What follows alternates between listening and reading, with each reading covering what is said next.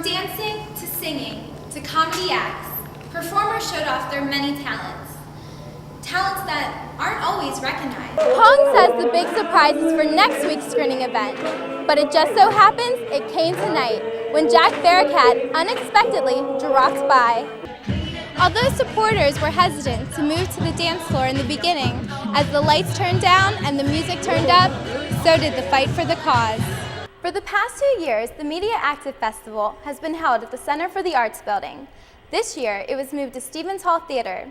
The change in facilities was to draw in a larger audience, and it did. Screening of the short film Together We Are Free, featuring Warren, ran just over 40 minutes, which was more than enough time to motivate audience members for the long run. The big event certainly made for a big day here in the Towson community. As many as 400 university students, staff, and faculty members set out to complete various projects, such as painting fences, planting seeds, and picking up trash. At least $62,000 has been raised today. Although it's not as much money as in the past, certainly every bit counts.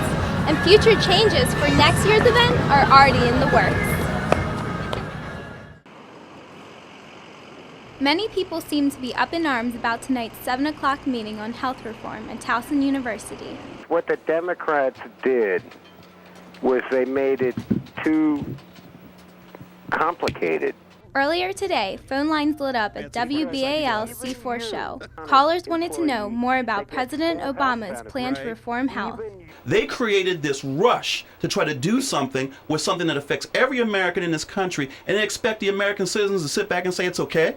Organizers of the event say it's doubtful members of the public will just sit back at tonight's meeting. The Kaplan Auditorium behind me holds roughly about 500 people, but certainly many more are expected to come out for this controversial event.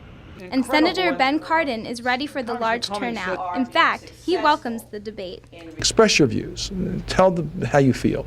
Ask the questions you want to ask, including the tough questions. But everyone attending tonight's big event is reminded to be polite and respectful of one another. This is what it's all about, as long as the confrontation isn't violent. County and campus police will be here tonight to keep the peace. No signs will be allowed inside the auditorium. And if things do get rowdy, mics will be turned off and people will be escorted out. In Towson, Courtney Hammond, ABC 2 News. The Knock Pratt Free Library pulled out its jumbo screen to air the King of Pop's memorial service today.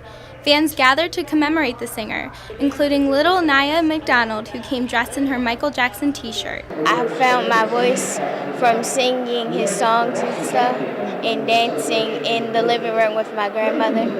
And he really means a lot. We tried to go to the memorial service, but didn't really work out. Many of Jackson's fans stopped in to pay their respect to the King of Pop, and some still in shock to have lost such an icon. It is sad and tragic, but it is just unbelievable to just have him gone like that. It was just, I was crying, I was upset, I was just out of tears. I had no words to say, and that's it. And during this tragic loss, fans have found it more comforting to mourn together. And people want to be with people during something like this, and I think that's what's happening today. The last time this jumbo screen behind me was brought out was during the inauguration. Staff members here at the library say that it's only brought out during important events such as this.